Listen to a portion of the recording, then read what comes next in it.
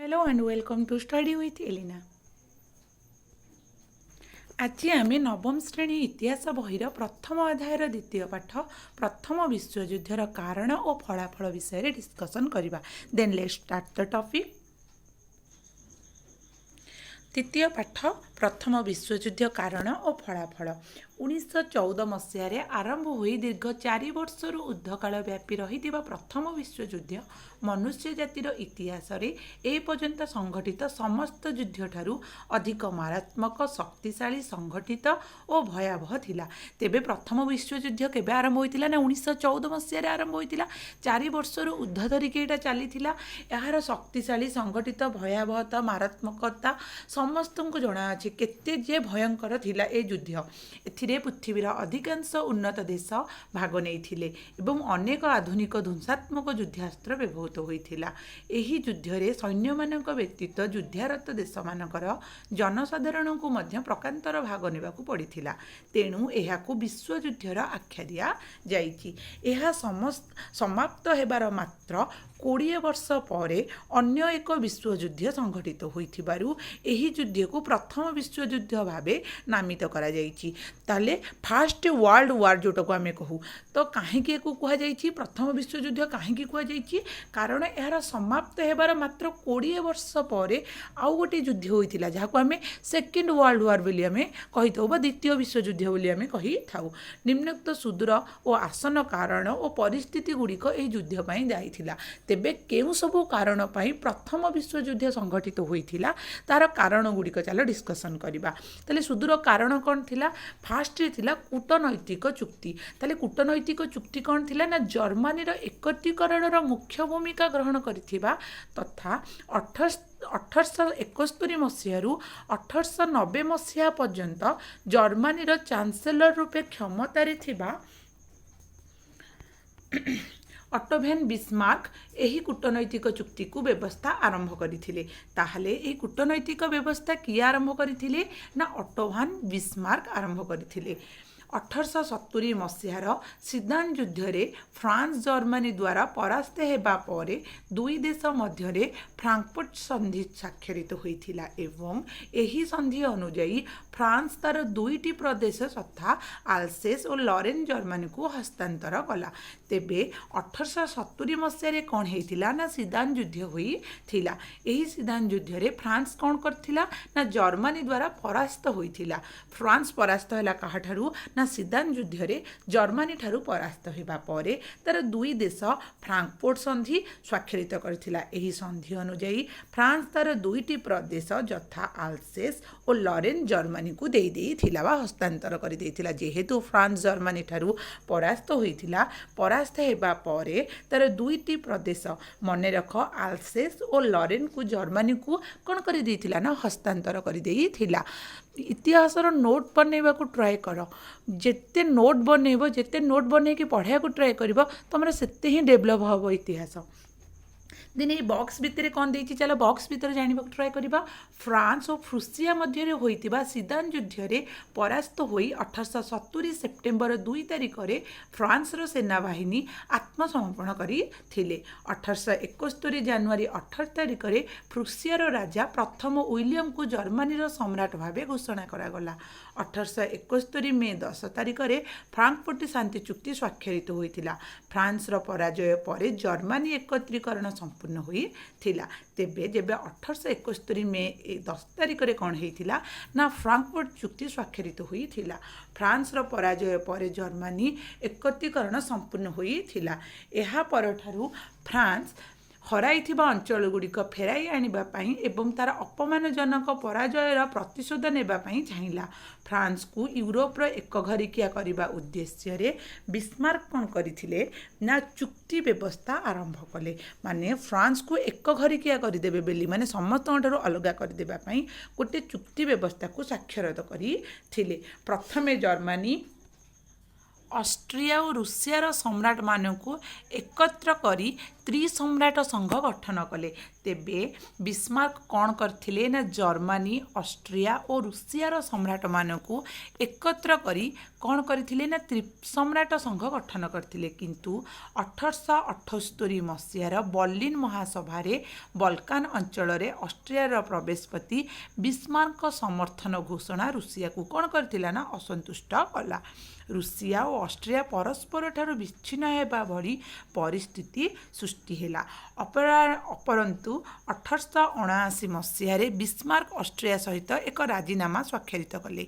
1882 मसीह Austria राजीनामा Italy जोगदेला फल Germany त्रिशक्ति मेंट सृष्टि हेला। एही मेंट एक प्रतिरक्षात्मक चुक्ति थिला एवं एही मेंटर राष्ट्र माने परस्पर निरापत्ता लगी कार्य करिवे बोली प्रतिश्रुतिबद्ध हेले। कौन देइछि बॉक्स भितर चलो जानिबा।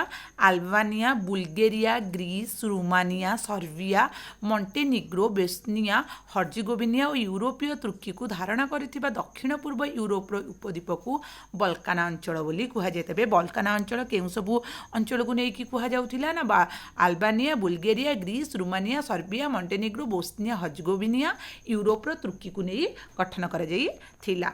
1890 मसीह बिस्मार्क पतन पर यूरोपर अर्थनैतिक अवस्था व्यापक परिवर्तन घटी। रूसिया और फ्रांस परस्पर निकटतर हेबाकू लागिले। 1894 मसीह से दुहें प्रतिरक्षात्मक चुक्तिर शर्त सहित एक सामरिक चुक्ति स्वाक्षरित कले। एहीपरि भावरे 19 शताब्दीर शेष दशक बेलू यूरोप्रे दुई परस्पर विरोधी गोष्ठी त्रिशक्ति मेंट और द्विशक्ति मेंट सृष्टि हो सारी थिला। एहा यूरोपर देश मानक मध्यरे एक विपदपूर्ण शक्तिर असंतुलन सृष्टि कला। एभली उत्तेजनामूलक परिस्थिति मध्यरे इंग्लैंड कौनसी देश सहित जोग न देई निरपेक्ष रहिला। जेतेबेले एते अवस्था हो जाइतिला, परिस्थिति असंभाळ हो जाइतिला, से समय इंग्लैंड कौन कला ना काहा पटे जोग देला नहीं, से निरपेक्ष रहिला। जर्मनीर काइजर द्वितीय विलियम समग्र विश्व में आधिपत्य विस्तार करने आक्रमणात्मक नीति अवलंबन करने जोगु इंग्लैंड को निजर निष्पेक्षित 1902 मसीह बाध्य होई कौन करथिले ना नीति को त्याग करने को पड़िला। फल इंग्लैंड 1902 मसीह बाध्य होई जापान सहित 1904 मसीह फ्रांस सहित 1907 मसीह रूसिया सहित चुक्ति स्वाक्षर कला। एही परिप्रेक्षी रे इंग्लैंड रूसिया फ्रांस मध्यरे त्रिमित पक्ष गठित होइतिला। तेबे कौन होइतिला ना इंग्लैंड 1902 मसीह बाध्य होई जापान सहित 1904 मसीह फ्रांस सहित एवं 1907 मसीह रूसिया सहित चुक्ति स्वाक्षर कला।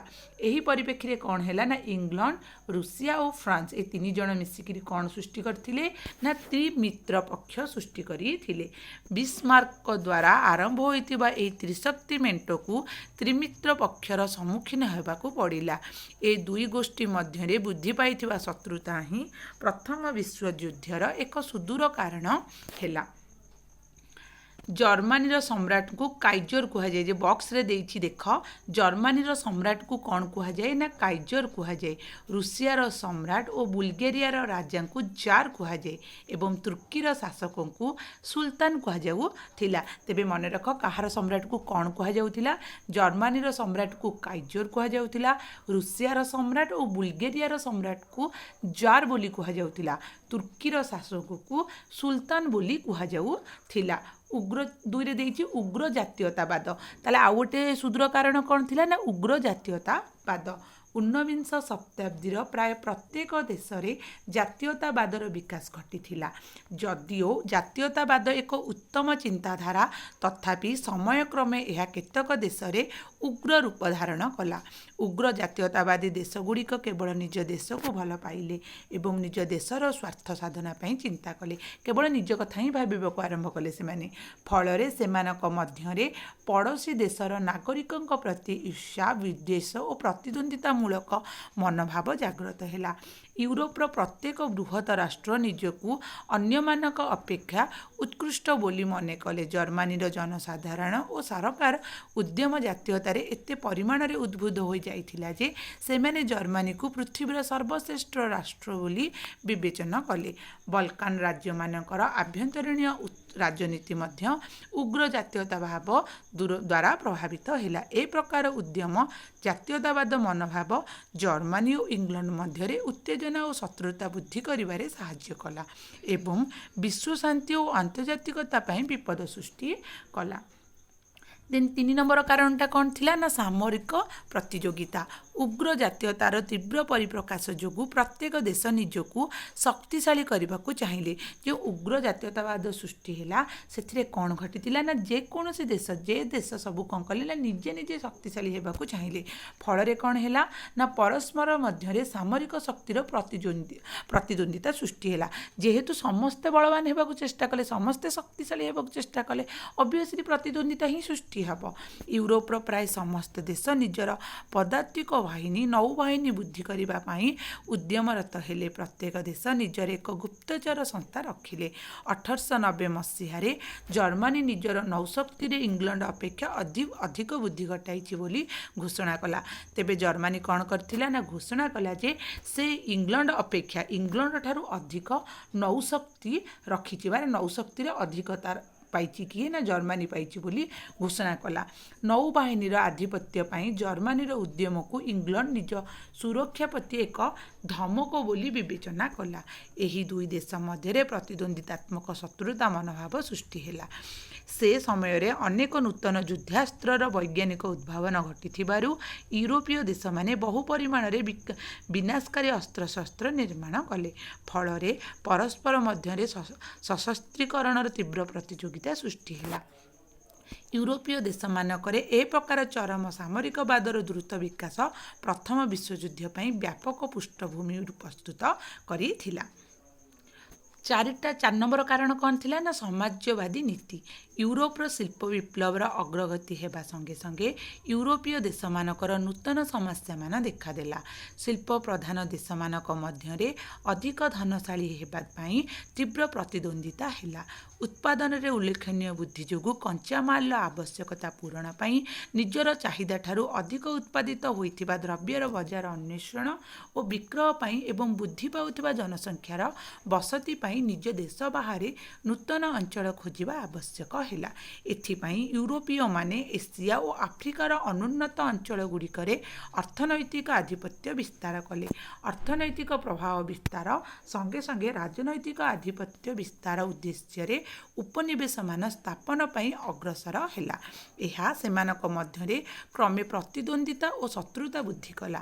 ବିସ୍ମାର୍କ ଔପନିବେଶିକ ବିସ୍ତାରଣ ନୀତିର ସପକ୍ଷରେ ନଥିଲେ, କିନ୍ତୁ ତାଙ୍କ ପରେ କାଇଜର ଦ୍ୱିତୀୟ ୱିଲିୟମ ଔପନିବେଶିକ ନୀତି ଗ୍ରହଣ କଲେ।